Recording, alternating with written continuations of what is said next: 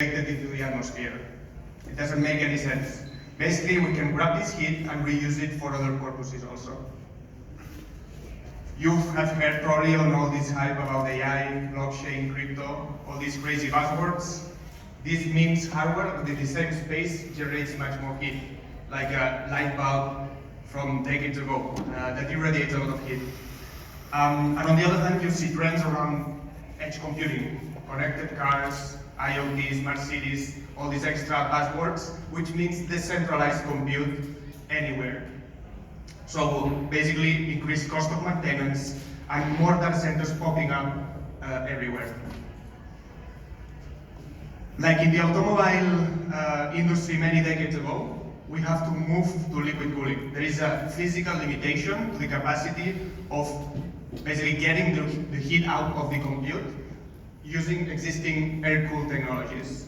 So basically we are creating all this race with semiconductor companies, Intel, Nvidia, AMD, all these companies try to get more out of all these chips, and to do so they pack more transistors, all this Moore's law and so on, which eventually creates more power fit into a small space, these chips. No? So basically we need liquid cooling to be able to keep up with this speed of growth of densities. So Submer is not only compelling under the total cost of ownership and ROI, but actually will be mandatory, and it's already started to be mandatory in some places due to these decarbonization regulations and these chip densities.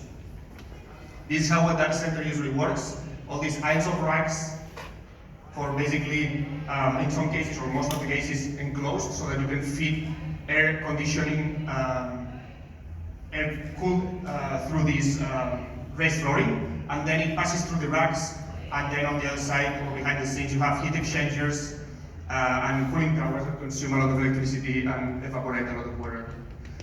Half of this energy is waste. It's basically for moving air, basically cooling, AC to DC power conversion, and when you zoom in where the value is, the IT equipment, you notice that around 10 to 30% of the compute consumes energy for fans, for moving air within the computers.